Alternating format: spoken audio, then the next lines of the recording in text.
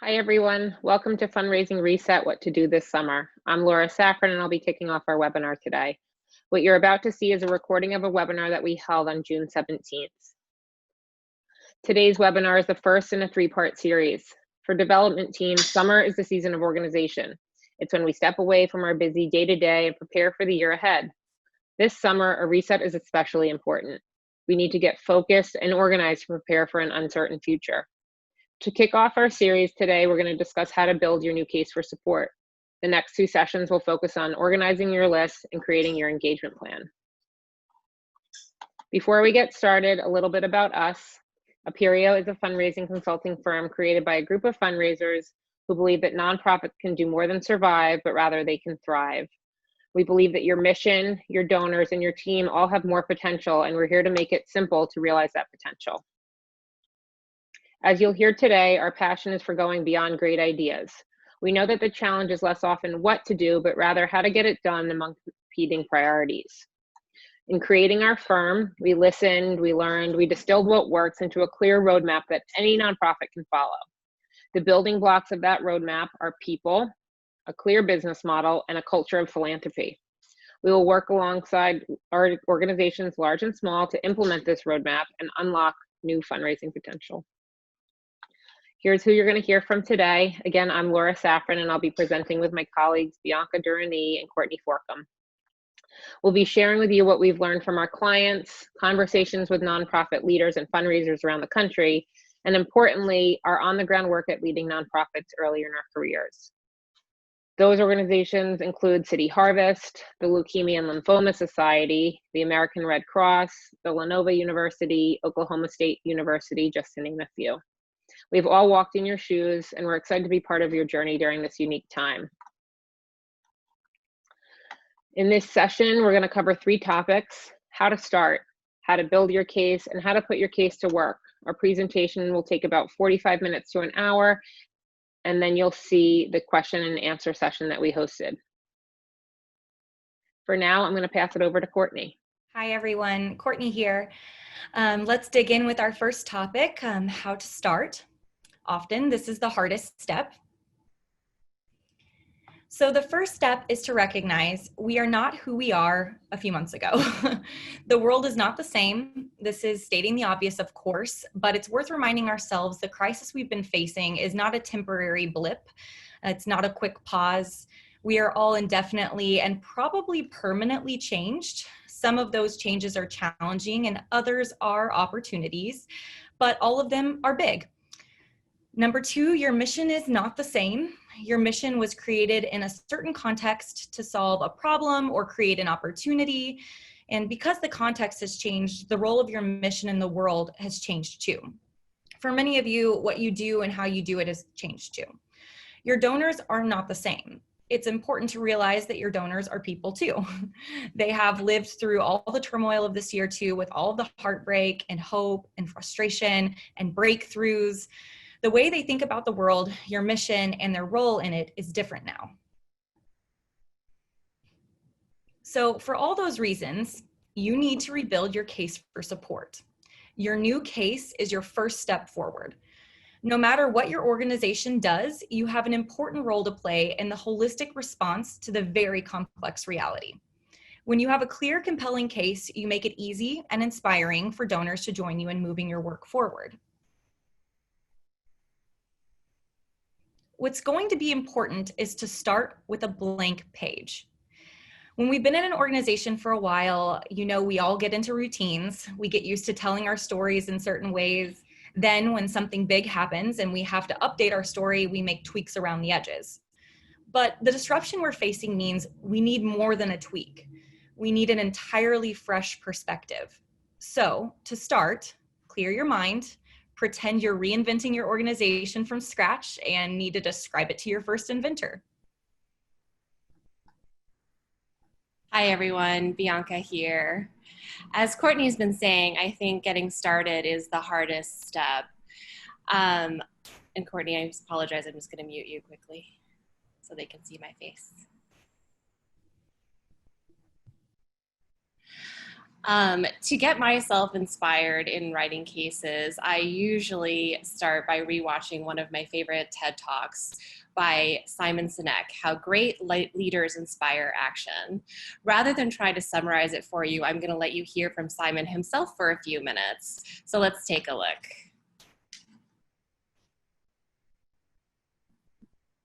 The golden circle.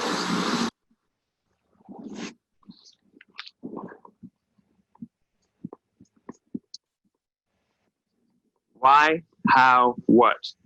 This little idea explains why some organizations and some leaders are able to inspire where others aren't. Let me define the terms really quickly. Every single person, every single organization on the planet knows what they do, 100%. Some know how they do it, whether you call it your differentiating value proposition or your proprietary process or your USP. But very, very few people or organizations know why they do what they do. And by why, I don't mean to make a profit. That's a result. It's always a result. By why, I mean what's your purpose? What's your cause? What's your belief? Why does your organization exist? Why do you get out of bed in the morning? And why should anyone care? Well, as a result, the way we think, the way we act, the way we communicate is from the outside in. It's obvious. We go from the clearest thing to the fuzziest thing. But the inspired leaders and the inspired organizations, regardless of their size, regardless of their industry, all think, act, and communicate from the inside out. Let me give you an example.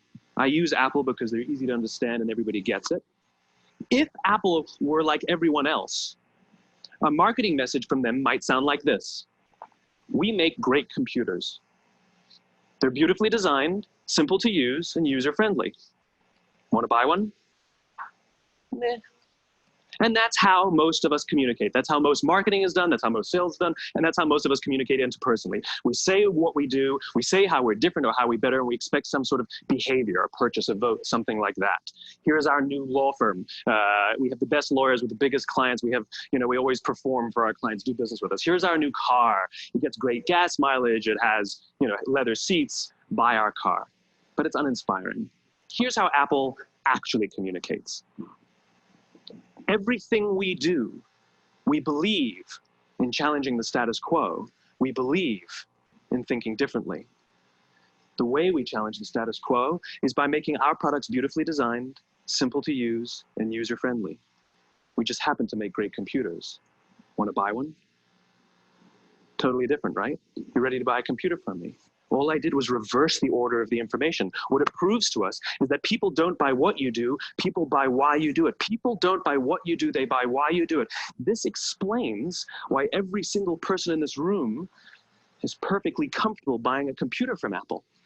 But we're also perfectly comfortable buying an MP3 player from Apple, or a phone from Apple, or a DVR from Apple. But as I said before, Apple's just a computer company. There's nothing that distinguishes them structurally from any of their competitors. Their competitors are all equally qualified to make all of these products. In fact, they tried. A few years ago, Gateway came out with flat screen TVs. They're eminently qualified to make flat screen TVs. They've been making flat screen monitors for years. Nobody bought one. And Dell came out with MP3 players and PDAs. And they make great quality products, and they can make perfectly well-designed products, and nobody bought one. In fact, talking about it now, we can't even imagine buying an MP3 player from Dell. Why would you buy an MP3 player from a computer company? But we do it every day. People don't buy what you do, they buy why you do it. The goal is not to do business with everybody who needs what you have. The goal is to do business with people who believe what you believe.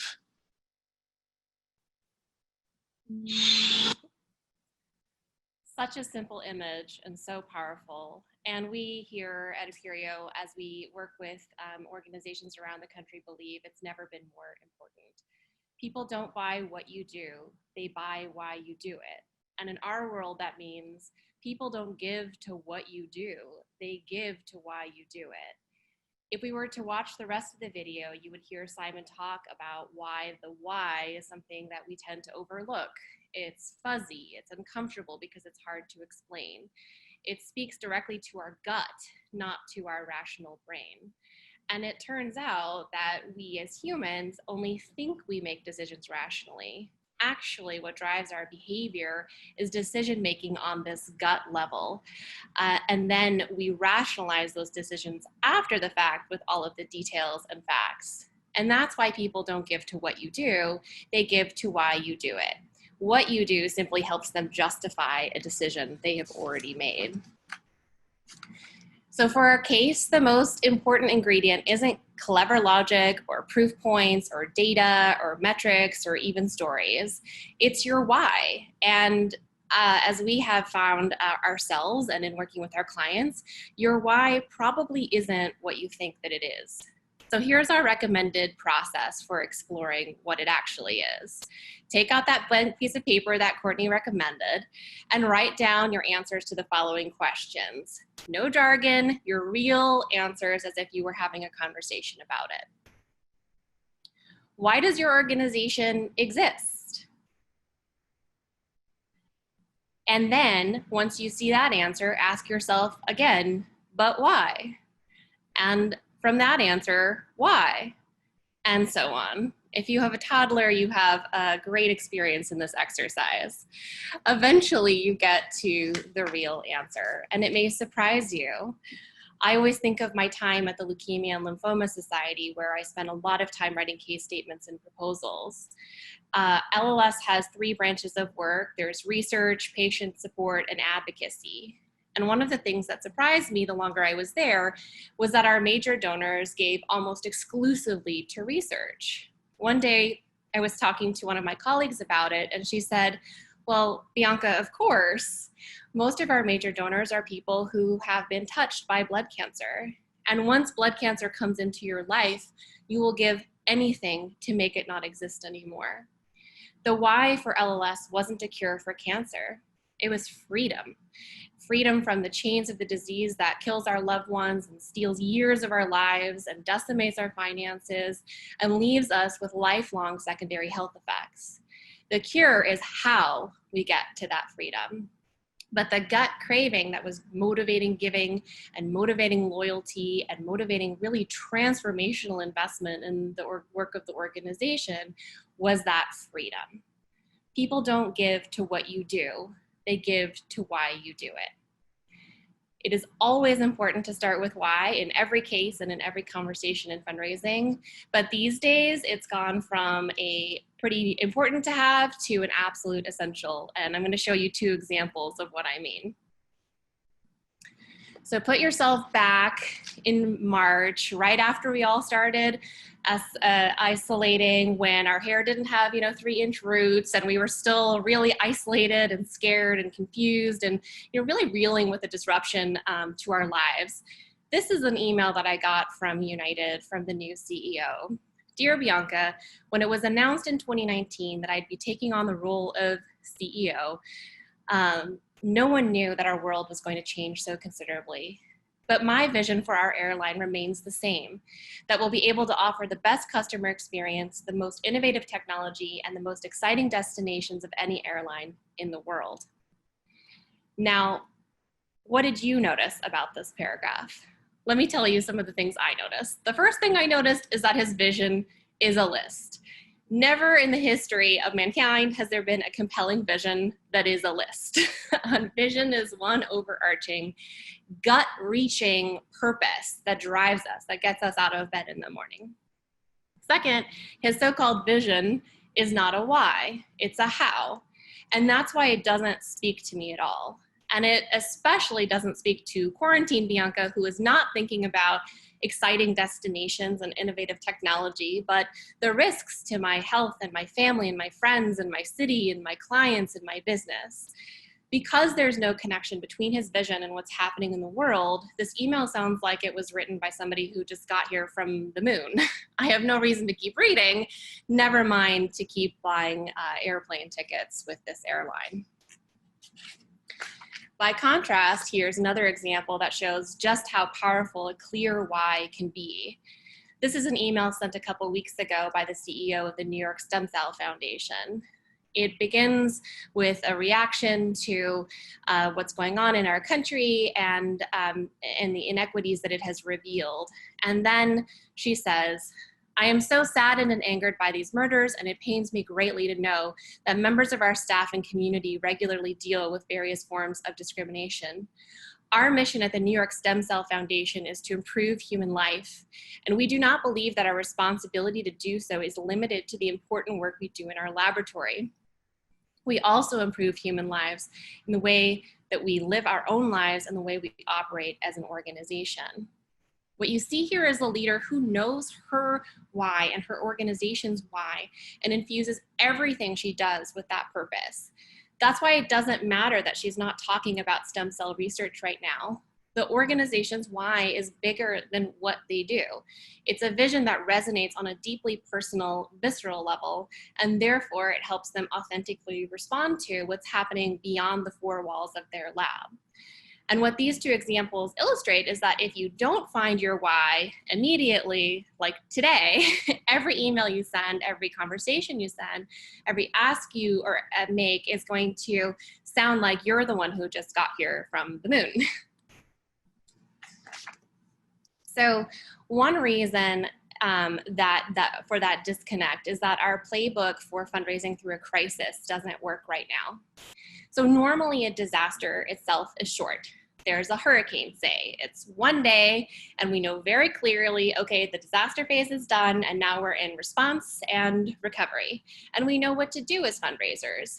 If you're an organization on the front lines, like we were at the American Red Cross during Superstorm Sandy, or like food banks are today, you hustle, and you talk about nothing else for a very long time. For everyone else, you kind of wait it out. And after the hurricane has passed and the response is under control, you can go back to fundraising as usual, even if the long-term recovery work is still going on. But that playbook is not going to work in this crisis. For one, we're still in the hurricane and we have no idea how long we're going to be here. And two, I think it's more than one hurricane, and we're not really even sure what all of the things that we're facing are.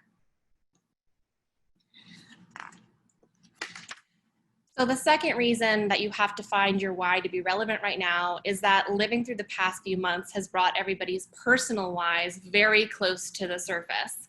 We are all experiencing all the feels all the time right now, from one end of the spectrum in terms of fear and stress and worry and trauma, all the way to the other end of optimism and hope and belief and aspiration.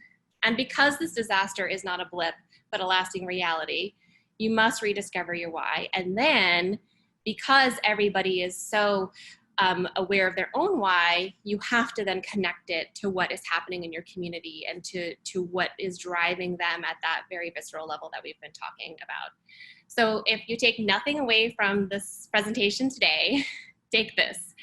You must find a way to be relevant right now in today's world.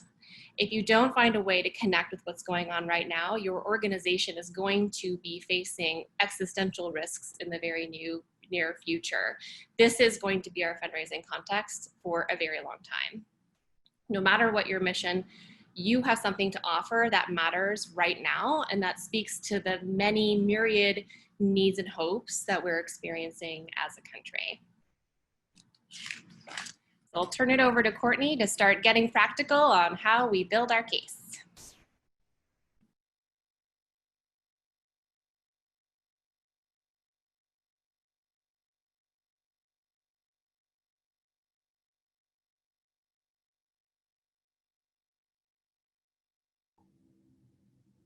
So once you find your why, you can start building the case. And here's what the process we are going to walk through looks like. So again, you've done step one, you've found your why. You're going to then describe your how, package your what in step 3. 4, you're going to put it all together with a call to action. 5, correct common mistakes. And then 6, which is my personal favorite, is repeat yourself everywhere.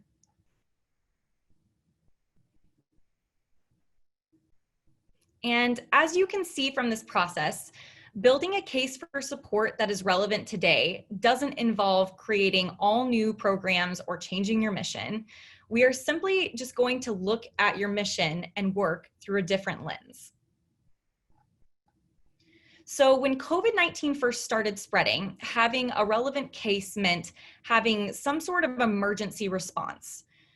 For some organizations like food banks, Bianca's mentioned those, and hospitals, their whole mission became the response. Other organizations needed to create a special set of response programs or adapt their existing programs to meet new needs. Today, what we're experiencing is so much more complex. So the question becomes, what is your mission's response to that complexity?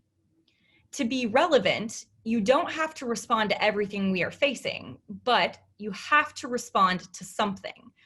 And it can't be your side program. It has to be who you are. So after you find your why, the second step is to describe your how. So here are the questions you can ask. The first one is something along the lines of, what is the secret sauce to our impact? Another is, what is unique about your approach? You can jot down all the ideas that come to mind and then try to group them together. Ideally, you'll end up with 1 to 3 things, and you should be able to list them quickly and simply. Let's look at an example. This organization is called Democracy Works. You can see their vision statement here.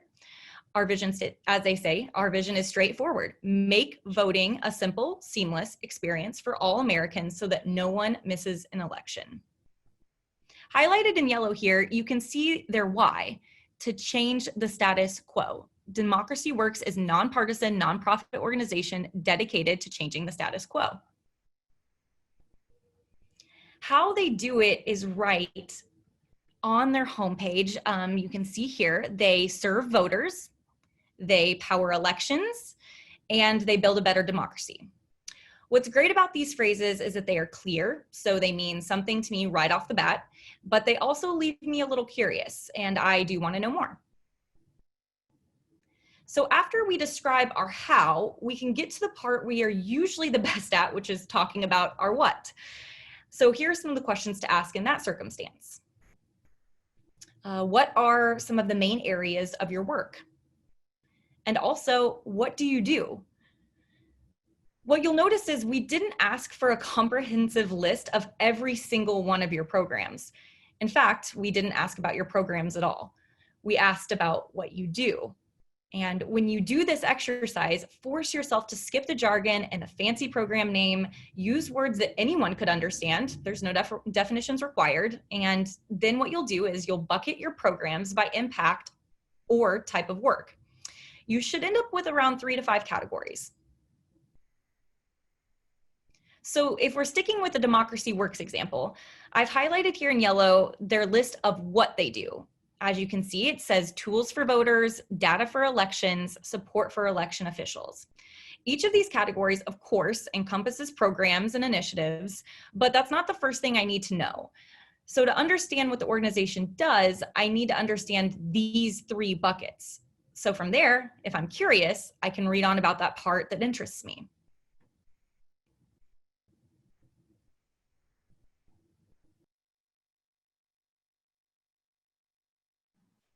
So now we can start pulling it all together.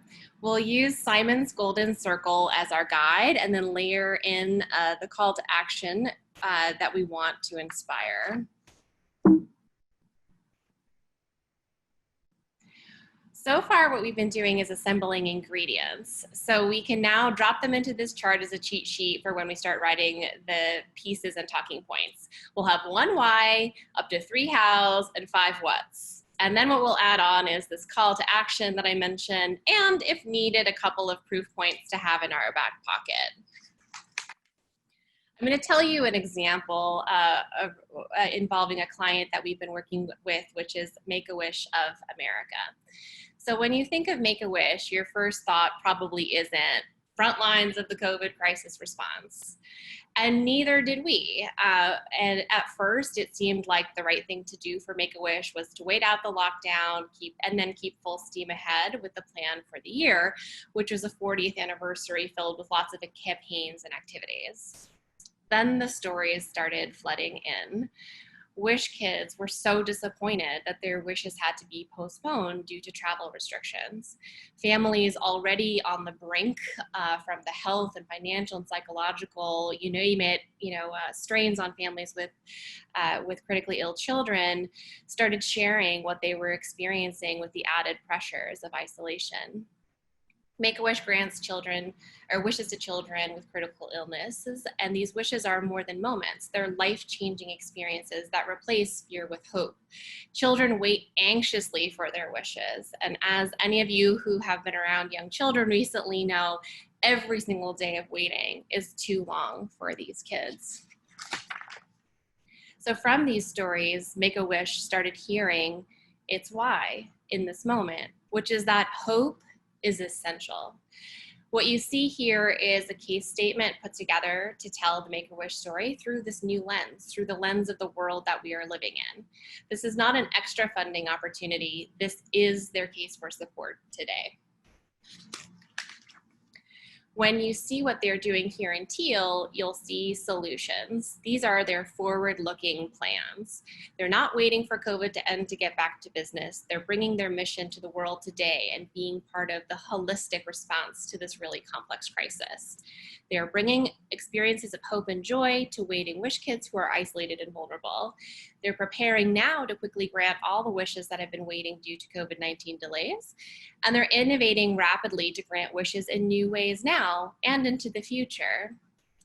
This is not their side project. This is who they are. Their part of the response as an organization is bringing hope to the most vulnerable among us, critically ill children and their families. And they are bringing it urgently, knowing how urgent a commodity hope is today.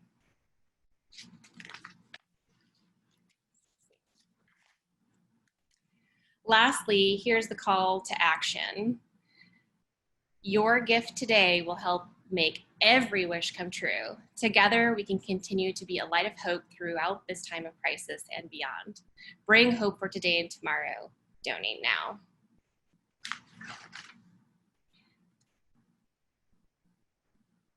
I'm going to turn it over to Laura to talk a little bit about some more ideas on calls to action. So when it comes to calls to action, you have lots of options. Join us in supporting our neighbors, lead our community out of this crisis, donate to end hunger, make possible a new type of education, transform the lives of children in our community, accelerate cures for cancer. The closer it connects to your why, the better. Let's look at a few examples on the next slide. So here you can see language from 2 food banks. You can see the theme here is neighbors.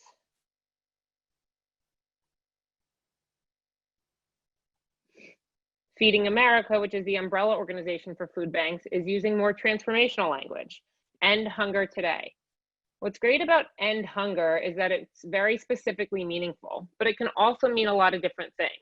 It speaks to us at that gut level Bianca talked about, but it isn't very concrete. It means end hunger forever, end hunger for this child, end hunger for the moment right now. It means all of it.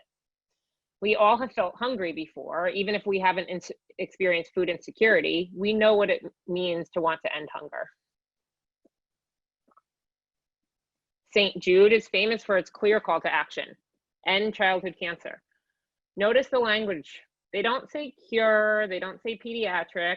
They use words that mean something on a gut level. And here's another variation from St. Jude where they bring to life what it means to end childhood cancer. And lastly, here's an example of the proof points that Bianca mentioned. You'll notice that these are handy, but they are not the why. Proof points just help us rationalize our choices, but they are rarely what convinces us.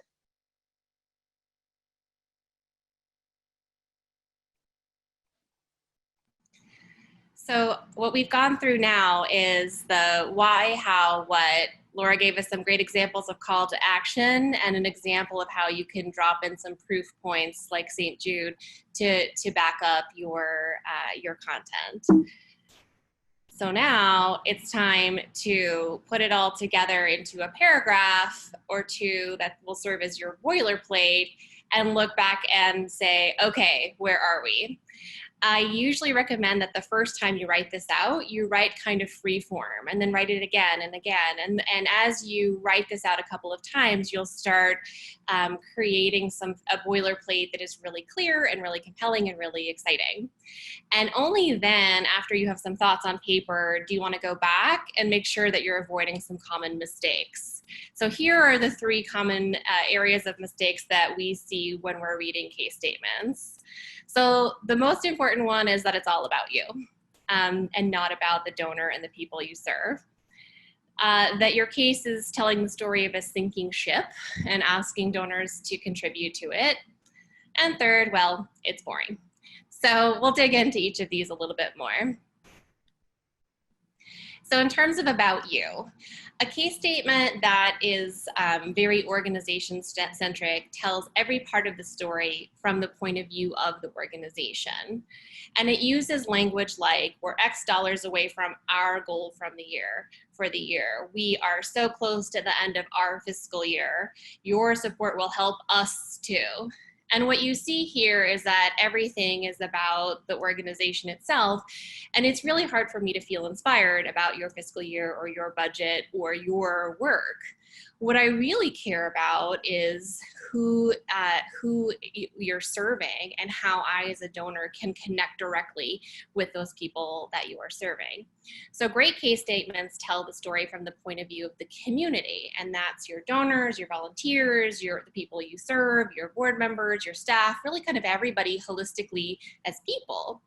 And the calls to actions are use language like, together we have an opportunity to, or you will cure cancer, you will end hunger, you will improve education, you will be part of the solution. And you'll notice that I usually drop the word help. I think help is one of the weakest verbs in the English language. And so usually when I'm writing my calls to action, I will write them with the word help in there so that I feel better about it. And then I just delete it, because the reality is that whatever your call to action it is, bringing wishes, making wishes come true, or ending cancer, it is actually the donations that are doing the thing. You as the organization are just the vehicle. So you don't need to include the word help in your calls to action. To this point, it's really good to just remind yourself every day as you're writing, you are not the story. To be sure, be bold about how you talk about your organization, celebrate your successes, share your bold vision, but remember, you are not the story. You are the vehicle for the real story, which is neighbors helping neighbors, donors making possible changed lives of the people and communities and causes you serve. The most common mistake that we're seeing right now is the sinking ship issue. Everyone is feeling like we're in crisis. Some of our organizations are facing closing their doors. The people that we serve are in crisis and we can't reach them through our normal programs. And so we're seeing a lot of very crisis-focused, alarmist case statements that you feel the crisis in their messaging, their tone, and their look and feel and everything. And you start hearing in conversations or even in writing sometimes, if we don't raise enough, we'll have to close our doors. If we don't raise enough, we can't do this. If we don't raise enough, people will suffer. And there's sort of this guilt tripping language of, we're counting on you and we're depending on you. This kind of language is most common in direct mail, historically, but what we see during crisis is it sort of seeps into all of our messaging. And the problem with this is that humans are not hardwired to live with that sort of adrenaline-based crisis mentality as long as we've all been living with it through the past few months. And so what donors are really looking for is a visionary with a plan. So make your case statement forward-looking and inspiring in messaging tone and look and feel, and use language like, it's a difficult time, but we're rallying around a plan. We have a plan. We know what we'll do. And your support moves forward our shared goal. You and the donor share the goal already. What they want you to bring to the table is the plan of how you're going to bring your mission as a part of the solution today. Last week, I was talking with a career fundraiser who recently in her retirement started becoming a major donor. And I asked her, what's it like being a donor? What are some of the things you're thinking about? And what she said to me was, you know, the thing I worry about most, and the thing that everyone I talk to is worrying about most, is what is going to happen to my lifetime of investment in organizations and the missions that I care about? Are they just all going to be washed down the drain?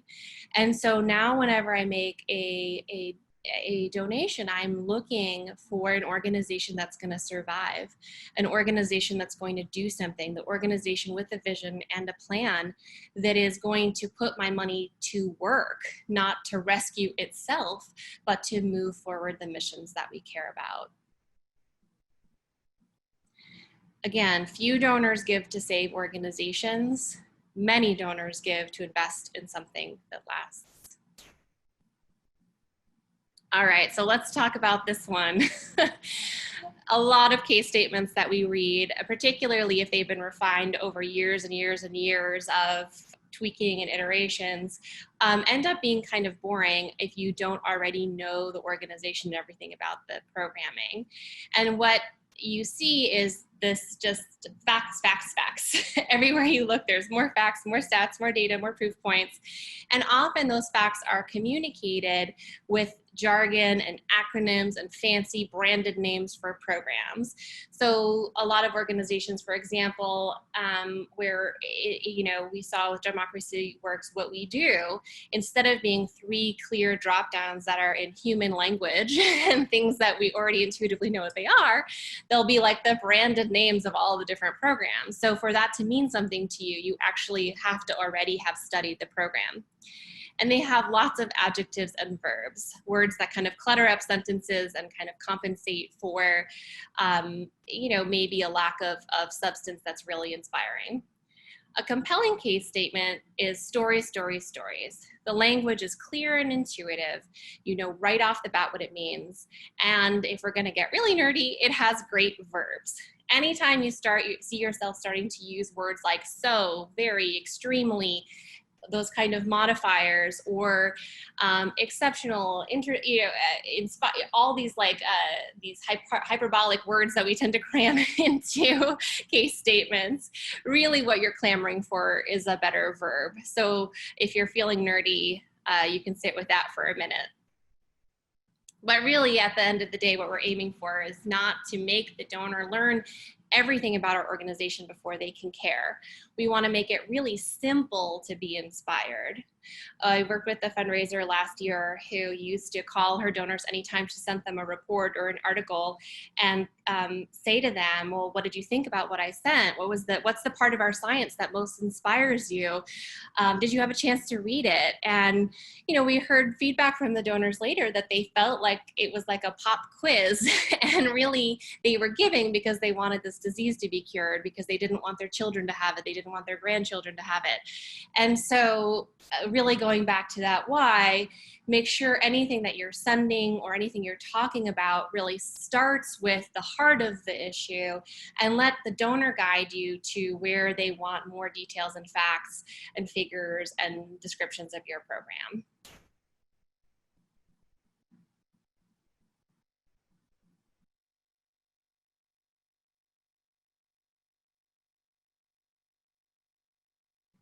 Turning it over to Courtney. Are you there, Courtney? Yes, I'm here. So next we're going to talk about how to put your case to work. So we recommend starting by trying to actually write out your case in a couple of paragraphs, something that is really short and clear and concise, and then you can actually put it to work.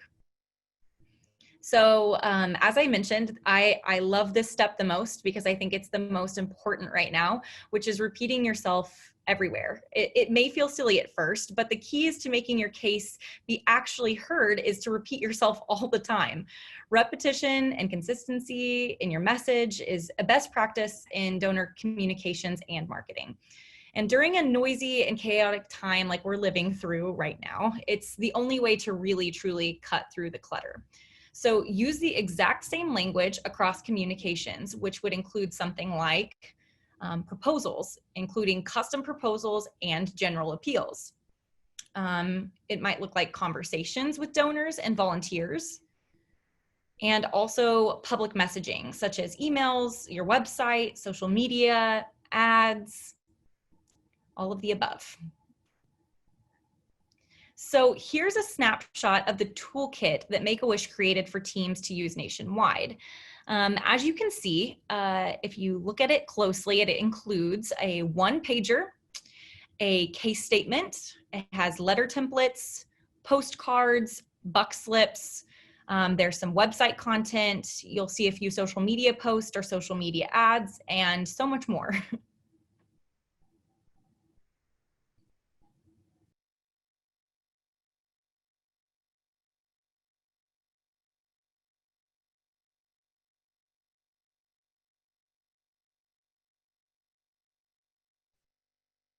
Thanks, Courtney. So hopefully now you're all ready to get started. I just want to do a quick recap for what we've covered.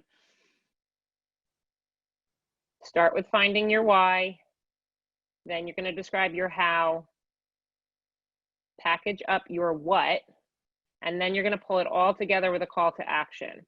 You're going to look over those common mistakes that Bianca talked us through.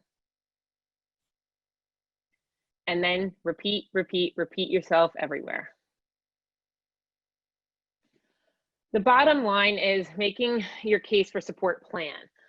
This is where you want to start with your why so you can speak to your relevancy to today's unique world, and then use this plan across every platform, every channel to tell your story in an inspiring, clear, and really, really consistent way. As Laura mentioned at the top of the call, we are a very hands-on consulting firm, and our goal is to go beyond talking about strategies and actually work alongside organizations to get the work done.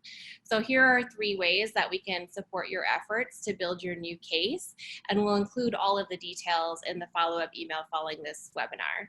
So one is we're going to share with you a workbook for going through the process that we just described with all of the questions there, as well as some of the tips that we've talked about. You're also welcome to schedule a free hour session with one of our experts to do some brainstorming for free as you get started. And then we'll send you some information about our summer reset package, which includes some very specific deliverables that we can help you complete this summer at a discounted price point given our current situation as a community. Before we do all that follow-up though, it's time for our favorite part, which is Q&A with all of you. So we're going to give you a moment to send in your questions via chat. If you would rather ask your questions out loud, you are most welcome to. And as you're gathering your ideas, I'm going to kick it over to someone who has been joining us on the call, Marissa Stark from the Kansas City Artists Alliance, and she is going to talk about how she has been thinking about this question of relevancy in the arts community. We know that arts nonprofits have been some of the hardest hits among organizations, and it's the most challenging time for them to be thinking about how to make their mission stand out, how to make their work stand out, and Marissa has some very great ideas on that front. Marissa, are you there? I am. Can you all hear me? Yes, hello. Thank you so much, first of all, for this opportunity. I think this is such a timely conversation that we're having.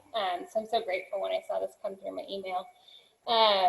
You know, the arts are always one of the first things to be cut in a budget, and that's, you know, on a state, federal level, and often in people's own personal worlds when they're looking at organizations to support.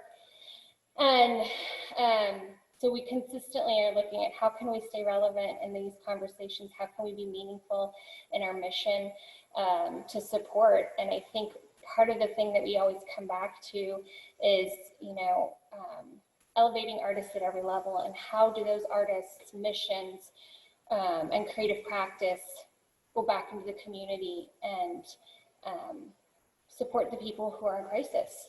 And some of those artists themselves may be in crisis, and probably are. And so we kind of look at the listening part first, listening to what our constituency is saying and what they need. So a lot of what we have kind of pivoted to, rather than events and programming through exhibitions and workshops, immediately became, how do we support our artists in our space through our studios? They didn't have access to that space because we were in a citywide shutdown. So how do we provide relief? And so we started working directly with those artists, kind of just right in our own space. And that proved to be very useful for them and for our community at a broader level. They saw that real tangible results were happening, even though we couldn't be in contact in person. They could see results. And beyond that, we've really kind of worked towards how can we be more accessible. This has given us an opportunity as an arts agency not to just be a space to gather, but to reach beyond that virtually and step into some of these spaces where we were a little timid, to be honest, to get on a Zoom call, be in a conference, and tackle technology. I think this is just the beginning of many more opportunities for us to reinvent and relook at how we shape and support our community and talk to our donors. Thank you, Marissa. I really appreciate your sharing, because the first time that I met Marissa was right after we all started isolating, and Marissa gave one of the most impassioned speeches I've ever heard about why the arts are what are going to get us through isolation. So thank you, Marissa, for sharing.